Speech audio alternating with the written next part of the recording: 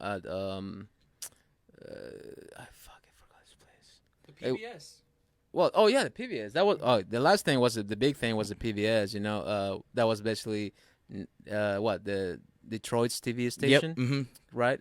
So that was fucking great, dude. It looked amazing. It looked fun. It looked It really didn't fun. just look amazing, but the cameras were like bazookas. Yeah. They were fucking huge. The people there were fucking so professional. The back of the fucking stage, The set. Yeah. it was like a TV station, bro. It was crazy. Yeah. It was so legit. I wish I could perform better. I than what did, can but- tell you, like, as soon as I seen that performance, I was like, wow, like, I can only imagine the feeling there, bro. Like, It was dope. And then the interview after that, it was so legit. and it was bro. clean. I liked that interview. I loved Yes. the camera angles. The audio sounded beautiful on it. Like, it was an awesome. Super pro, man. Yeah, It was super pro. It made me feel like intimidated. No, like, this shit. is fucking great. I love this too because it's more intimate. Yeah. That one was a little bit more calculated. yeah. You know what I mean? Which is okay. But the intimate thing is always great, man. Always great. Even when I record, I like to be intimate with the artist. I don't want them to go into booth. I want them to be next to me. Yeah, You know that's what how I I am too. I don't have a booth either because I'd much Yeah. rather I can visually, communicate with them. Yes. So, where would you say would be your favorite place you've performed? So far, that place. The PBS. PBS. But at the same time, though, it was probably my first performance, which was where the Caribbean Club is. Yeah. But on the top, I think. Ah, It is. okay. At the top, I forgot the name, unfortunately. But the reason why that was my first performance as Dani S, the reggaeton artist, Mm-hmm. and people received it very well. And honestly, the songs were not that great, to be honest with you. The first ones I released, that I erased some of them, they were not that great. They were okay. But there's always I always like to keep that stuff around. For I have growth, it. For I just growth. yeah, I have it, to look but back on. it's not. I don't know, man. I actually kind of wish I kept it now, but at some point in my life, Because I it was like, shows your growth as an artist, not Yeah, only to yeah, yourself true. but to everybody. All right, like say if you put out a song that you were just like, eh, I mean, my first song is still there. My very first song you is see, still so there. that's still something they could still But- they could but still. I remember like that one time, like thank you to Juan Carlos Grullón, by the way. He gave me the opportunity to perform there and also allow me to use the club for a music video later on.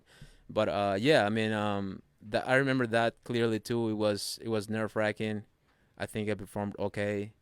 And people were nice, man. They were just like, hey, this and that, like everybody, yeah. So it's like, fuck yeah, this is dope. This is dope. Do you ever come across performance anxiety? All the time.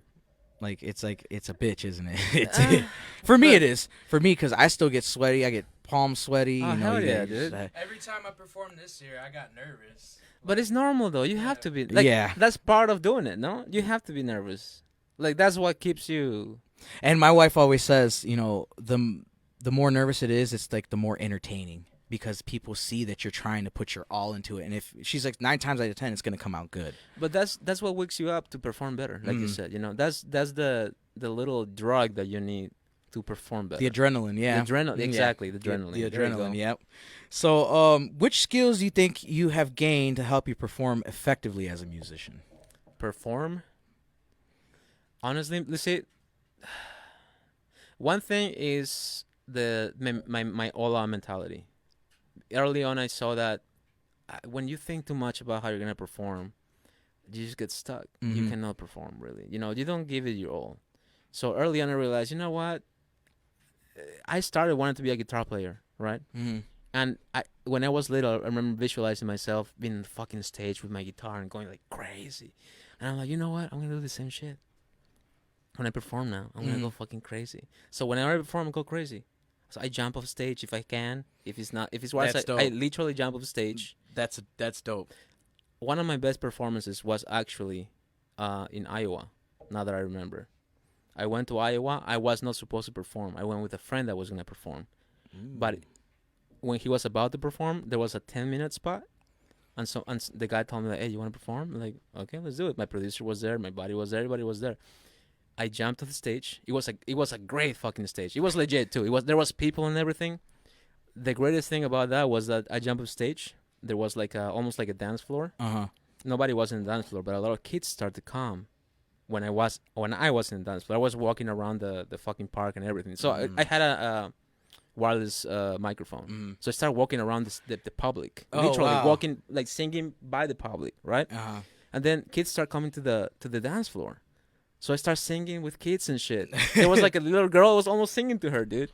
Damn. That was dope. I wish people filmed that. I wish it was filmed. I wish I had that. So that was really dope. Now that I have really bad memory, so I apologize. No, He's it's asking me completely. like some tough questions right now. Like He's like, in this is- he's like, 1998, what did you do? It's very I don't know, bro. It's very. That's one thing I kind of wanted my podcast to be about because